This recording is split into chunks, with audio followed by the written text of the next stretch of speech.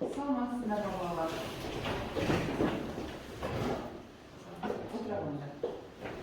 Көңіл күйіміз жақсы ма, дайындығымыз жақсы ма? Керемет па? Жақсы, керемет болса, керемет сабақ өтейік. Бүгін рационал көрсеткішті дәрежелері бар өрнектерді түрлендіру тақырыбын біз қорытындылауға есептер шығарамыз. Үй жұмысымыз шықты ма? Қиындық болмады ма үй жұмысында? Ешқандай қиындық болмады ма? Қай есеп еді? Қай есеп? Онда үш па? Бәрі шықты ма бәрімізде? Көп шықпаса олайын. Енді біздің бұл сабақта меңгеретініміз, яғни осы өтілген тақырып бойынша, яғни рационал көрсеткішті дәреженің қасиеттерін қорытындылау. Оның алдында өткен қандай тақырып бар еді? Бірінші дәрежелі түбірге. Ал соғыс екі тақырып бойынша қорытындылау тапсырмаларын орындаймыз. Енді сендердің осы уақытқа дейін білетіндерің не? Білетіндерің біз алгебралық өрнектерді білеміз, жетінші класстан, яғни бір мүшелерді шамдауды білеміз. Және не білуіміз керек? Қысқаша көбейту формулаларын білеміз, осыларды қолданамыз. Нші дәрежелі түбірмен рационал көрсеткішті дәреже қасиеттерін қолдануды білеміз. Ал енді ары қарай енді осы қорытындылау сабағымызды бастаймыз. Миға шабуыл, логикалық десек, бір нәрсе шығарамыз. Дұрыс жауабын екі қолымызбен көрсетейік. Екі таңдалған жауабын, е? 1, 2, 3 бәріміз бірден. Дұрыс көрсетіп жатырмыз ба? Біреудің үшін мына жақта. Жарайды. Сонымен жауабы қанша болды, Аида? 34. Молодцы. Қазір топқа бөлінейік. Келді, мына жақта келе қонды. Екі бөлім болды. Ортадан екі бөлінейік. Қандай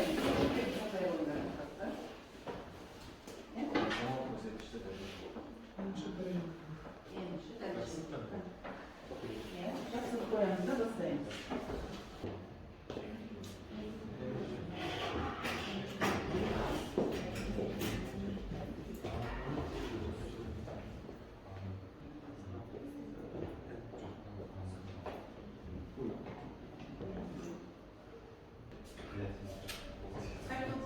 Бар ма?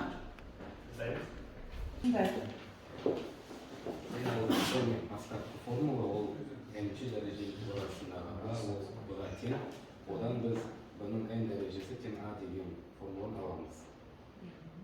Одан кейін екінші формула ол n дәрежелі турасындағы n, оның дәрежелі турасындағы А, n дәрежелі турасындағы А-ға тең болады. Бесінші формула бізде nk дәрежелі турасындағы А-ға, ол бізге n дәрежелі турасындағы А-ға тең. Ал бізде үшінші формуламыз. Не себепті? Сол жерде не себепті? Калар қайда кетті? Калар қысқарып кетті. Жарайсың. Ағарай. Бізде n дәрежелі түбір арасында А бөлінген бар.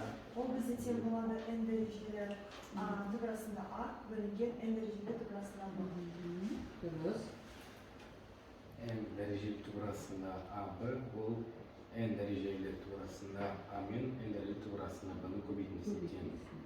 Ал n дәрежелі турасында А-ның m дәрежесі ол бізде n дәрежелі турасындағы А-ның m дәрежесіне тең болады. Рахмет. Отырыңыздар.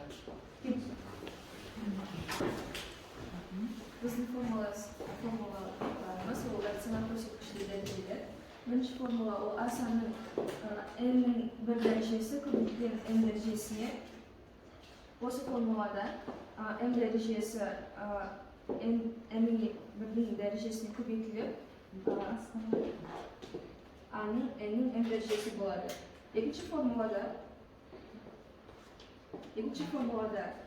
А-ның санының n-нің m дәрежесі А санының q-ның b дәрежесіне көбейтілген кезде дәрежелер бір-біріне қосылады. Қысқаша айта берейік, бөлетін болсақ дәрежелері азайтылады. Жарайсың. Дәрежесі ма? А-ның А санының n дәрежесі, Q-ның P дәрежесі дәрежесіне көбейтілген. Содан аның NQ дәрежесінен N-ға шықты. Дәрежелер көбейтілді деп айту керек еді, сонда қысқа болады. Тез айтайық. Көбейтілдің дәрежесі А көбейтуді N дәрежесі болғанда, мына дәреже әр санға түсіп, аның N дәрежесі және бұның N дәрежесі болып шығады. Турысында заңдылық бөлген кезде де болады. Бөлген кезде аның N дәрежесі бөлінген бұның N дәрежесі болып шығады. жарайды, отыра ғой.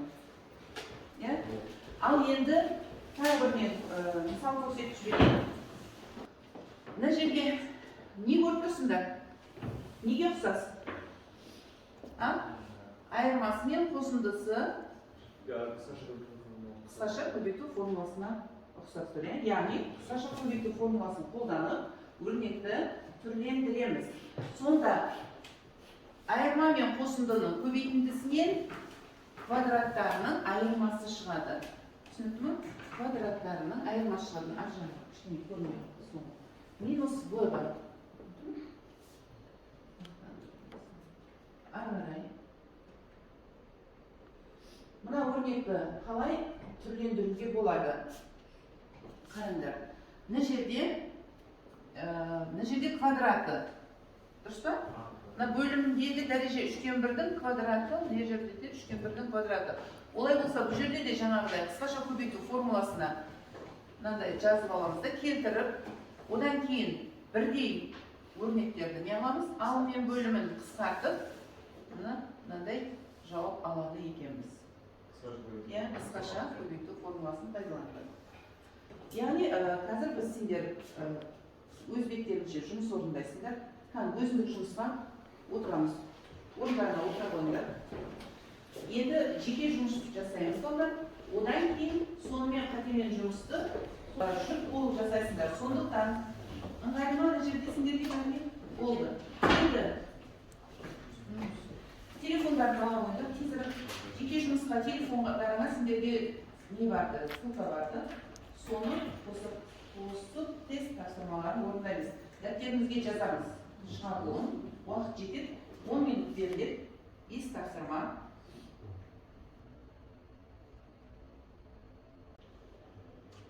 Болды, аяқтаймыз, болды.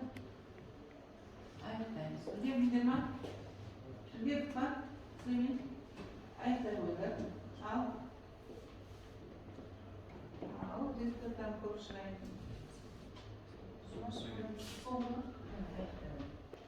Кішкене уақытымыз үнемдейміз. Қорытындымыз жібердіге бәріміз. Қатемен жұмысымызды алдын ала бітірдік. Сондықтан енді балдар бізде оқулықпен жұмыс 10-да 10 есептің 1-мен 2-сін және 10-да 10 есептің 12 есептің 1-мен 2-сін шығарайық. Тақтаға бір-екі оқушы шықсын, қалғанымыз өзіміз шығара береміз, кей тақтамен тексереміз. Келіңдер, айда кел аға. Мен бірінші шығамын. Кел аға. Екіншісін шығара салып.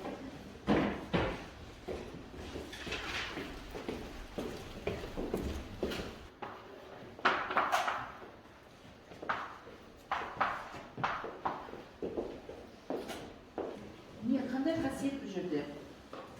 Бұл жерде біз бағана жасаған. Иә, дәреженің төбесіне дәреже. Не деп айтамыз? Дәреженің дәрежесі. Дәрежеге шығару. Дәрежеге шығарған кезде дәрежелер не істелінеді? Көбейту. Мына жашан сыртынасымен. Мысалы, қазірге алтын алдық.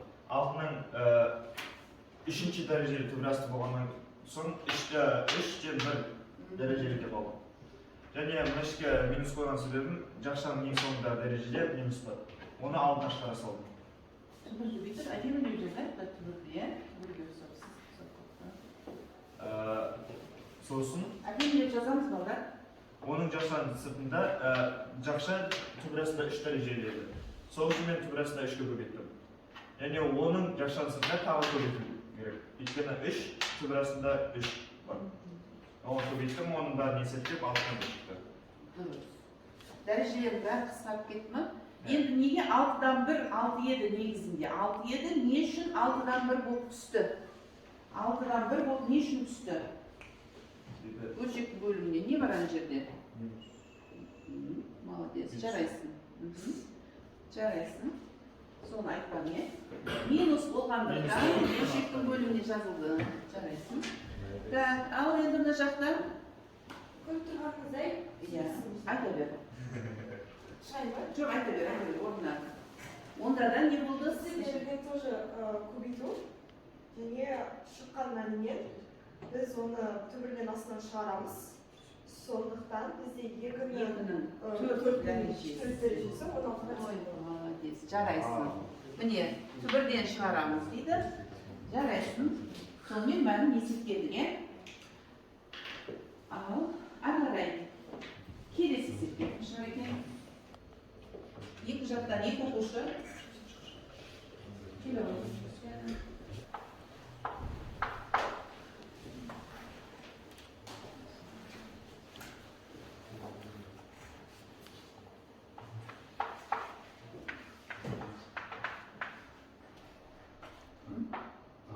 Иә, мына жер, мына екі қайдан шықты?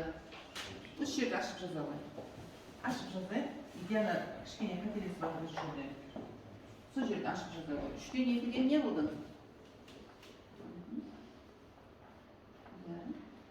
Дәрежелер қосылды. Ол Алдымен басынан айтамыз. Бөлшек болғандықтан. бөлшек болғандықтан оларды астына бөлшекті қалдырып, x-ті төмендіреміз. Бізде x-тің 3-тен 2 дәрежесі болды. X-тің дәрежелері қосылып, бізге x-тің 3-тен 6 дәрежесі болды. Ол біздің x квадратқа тең болды. Жазылуы дұрыс. Сөйлеген кезімізде не деп айтсақ болады мына жерде? 3-тен 2-ден 3-тен 4-ті азайтқан уақытта деп айтты. Осы сөзді айтқан. Дұрыс, қосылып кетті, жарайсың. Отыра баш. Неден шатастың сен? Мен есебінде мен түбір астына бөлшекке түрлендірген кезде бөлшектерді қысқарайын деген ойда болған. Бірақ формула бойынша ана жерде бір санын көбейту астына көбейту болғандықтан бөлшектер біріне қосылады.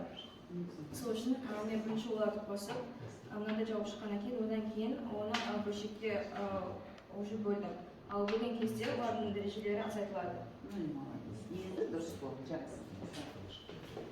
Яғни қателесіп кетсек, осылай үйреніп боламыз, е? Ал келесі есепті жалғастырамыз.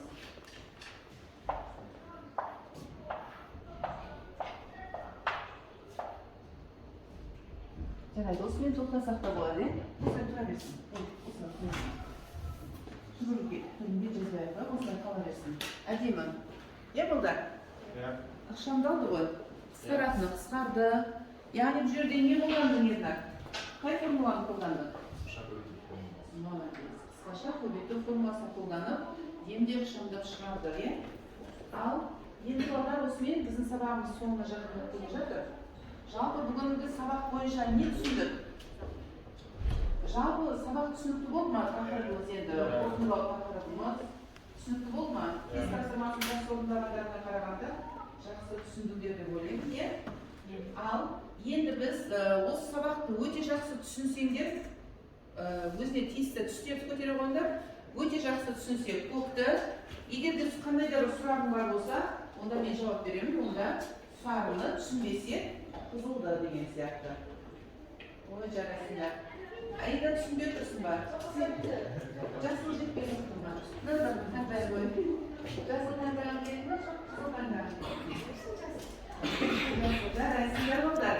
Яғни, бүгін сабағымыз өте жақсы өтті деп ойлаймын. Яғни, барлығына түсінікті болса, әрқашанда осылай өте жақсы түсініп, ары білімдерімді арттыра беріңдер. Ал балалар, бүгінгі сабағымыз бойынша бағалайтын болсақ, барлығы жақсы қатысыңдар, соның ішінде ерекше көзге түскен, жақсы жұмыс жасаған Аида, Шах, Ернар және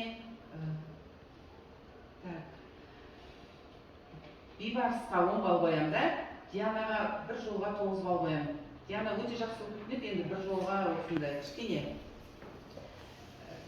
бөгеліп қалғандықтан жаңаға 9 қоямын. Қалғандардың барлығында жақсы жауап бердіңдер. Осымен сабағымызды аяқтаймыз. Бәріне рахмет.